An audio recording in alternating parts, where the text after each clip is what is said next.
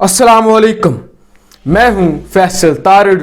आज 11 जून 2021 है और आज दिन है जुमातुल मुबारक का।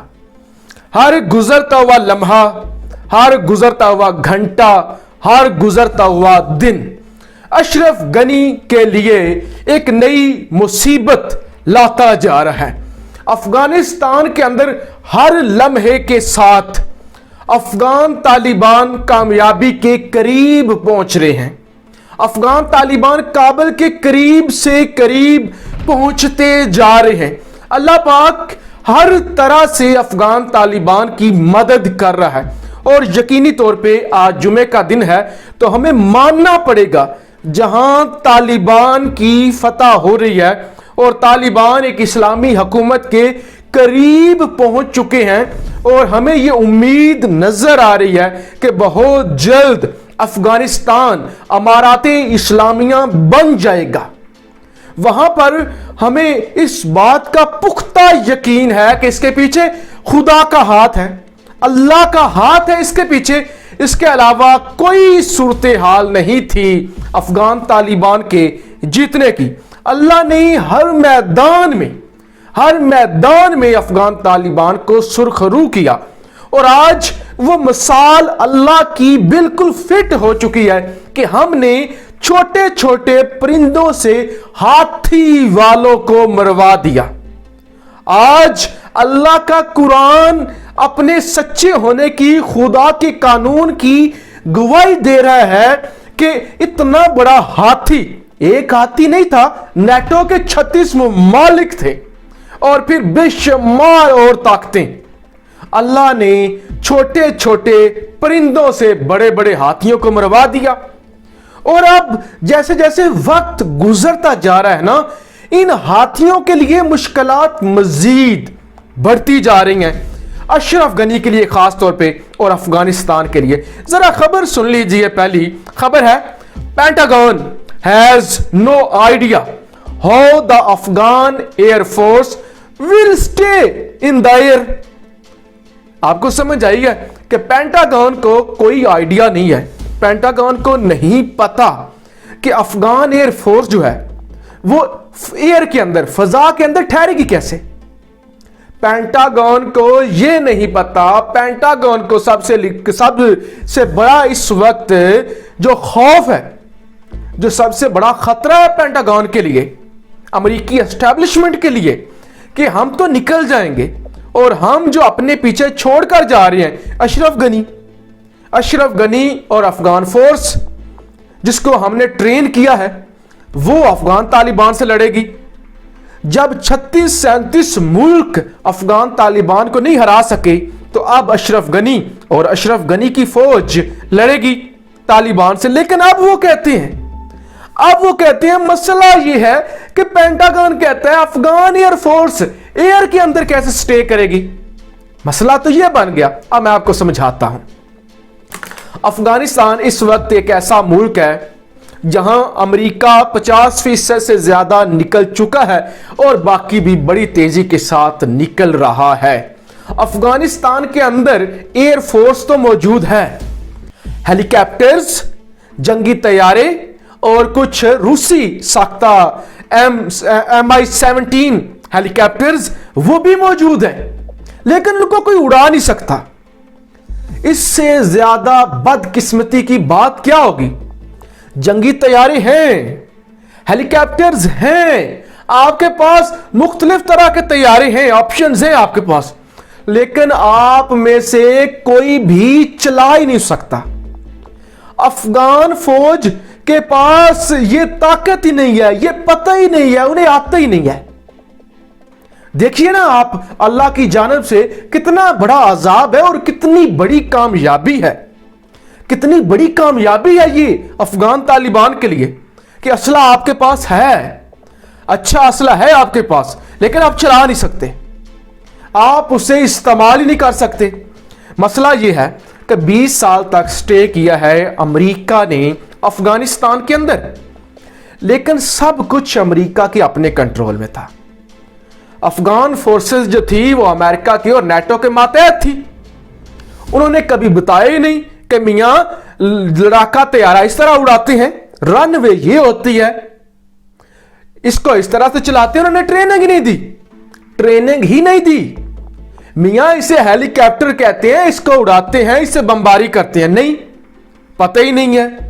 और फिर पेंटागन कहता है हमें 2010 के बाद यह एहसास हुआ था कि हमें अफगान फोर्सेस को ट्रेन करना चाहिए, लिहाजा हमने 8 अरब से ज्यादा, $8.5 अरब तक हमने अफगान फोर्सेस की ट्रेनिंग पर लगा दिए।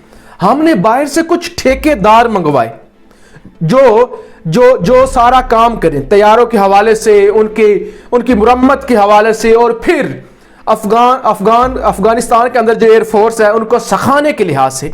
तो ये सारा जो इंतजाम था ना, वो हमने बैरूने मुमालिक से कुछ ठेकेदार मंगवाए थे। लेकिन अब मसला यह बन गया कि जब हमारा इनखला हो रहा है, हमें इतना टाइम नहीं मिला कि हम सिखा सकते। अब वो जो ठेकेदार जो सिखा रहे थे उनका भी इनखला हो रहा है, उनको भी जाना पड़ेगा, उनको भी जाना पड़ेगा। तो लिहाजा आप जरा सोचें, अब अफगान तालिबान के लिए जंग लड़ना कितना आसान हो गया है। अब जंग लड़ना कितना आसान हो गया है कि आमने सामने आकर जंग होगी, इधर अफगान तालिबान, इधर से अशरफ गनी की फौज, दोनों आपस में लड़ेंगे। जो कि मैं आपको बता चुका हूं पिछली कई वीडियोस में, अफगानिस्तान के अंदर 34 में से 26 सूबों के अंदर जंग शुरू है। और अफगान तालिबान को तो अब तो ऐज हासिल हो गया है, अल्लाह का खास करम हो गया तालिबान पर। यह जंग तो कोई मुश्किल नहीं ना अफगान तालिबान के लिए। आपको मुश्किल कब होती है? मुश्किल आपको तब होती है कि आप लड़ रहे हो और ऊपर से आप पर बमबारी होना शुरू हो जाए, और तालिबान जिनके पास इतने रॉकेट लॉन्चर भी नहीं है, इतना जदीद असला भी नहीं है, उनके लिए तो मुश्किल बन जाए। लेकिन ये जो अफगान फोर्सेस है, जो अशरफ गनी की फौज है, वो तो कुछ चला ही नहीं सकती। आप दूसरी खबर सुन लीजिए। एक तो पाकिस्तान मुतहरक हो चुका है। पाकिस्तान चाहता है कि अमेरिका के निकलने से पहले ही सेटलमेंट हो जाए, ताकि अमेरिका के जाने के बाद ज्यादा तबाही ना हो। जो कुछ हो रहा है अभी ही हो जाए। लेकिन तालिबान चूंकि चाहते हैं कि वो अकेले इक्तदार संभालें, वो इस्लामी हुकूमत बनाएं, वो अशरफ गनी को इक्तदार नहीं देना चाहते, ना इक्तदार में हिस्सा देना चाहते हैं। हालांकि अशरफ गनी ये ऑफर कर चुका है। अशरफ गनी कहता है मैं तो तालिबान से मोहब्बत करता हूं, मैं तो तालिबान को सीने से लगाना चाहता हूं, तालिबान के साथ जफ्फी डालना चाहता हूं, लेकिन तालिबान है कि मुझे मारना चाहते हैं। अब जी दोहा कतर के अंदर अशरफ गनी की और अफगान तालिबान की, यानी अफगान हुकूमत की और अफगान तालिबान के मुज़ाकरात हुए हैं। अब वही अशरफ गनी जो तालिबान का दुश्मन था, तालिबान के कदमों में, तालिबान के कदमों में गिरा हुआ है, तालिबान के तलवे चाट रहा है, तलवे चाट रहा है तालिबान के, कि मुझे कहना कुछ नहीं। उधर भारत तलवे चाट रहा है, खुदा के लिए हम पे हमला ना करना। इधर आप अशरफ गनी देखिए ना अल्लाह किस कदर आपको इज्जत देता है। बेशक अल्लाह इज्जत देने वाला है और अल्लाह इज्जत देने वाला है। अल्लाह ने किस कदर इज्जत दे दी तालिबान को कि वक्त का हुक्मरान जाके तालिबान के कदमों में गिरा हुआ है, कहता है कि खुदा के लिए अमेरिका निकल रहा है, हमारे साथ इक्तदार शेयर कर लो। लेकिन तालिबान ऐसा नहीं करेंगे। और फिर तुर्की चूंकि नाटो का मेंबर है और 500 से ज्यादा जो फौजी हैं वो इस वक्त अफगानिस्तान के अंदर मौजूद है। तुर्की ने यह ऑफर करवाई कि हम अपनी फौज भेज सकते हैं अफगानिस्तान के अंदर एयरपोर्ट्स की हिफाजत के लिए।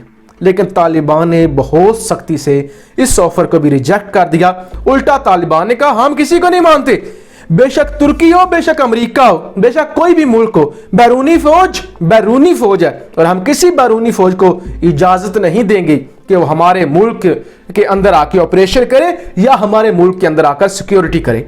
हमें किसी पर कोई एतमाद नहीं है। तुर्की भी नाटो का मेंबर है ना, तो हमें नहीं एतमाद।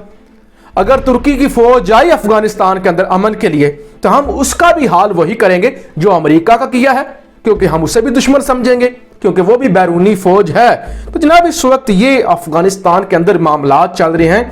तालिबान इक्तदार के करीब पहुंच गए हैं। अशरफ गनी जो है वो कदमों में गिर चुका है। और फिर मुसीबत में मुसीबत।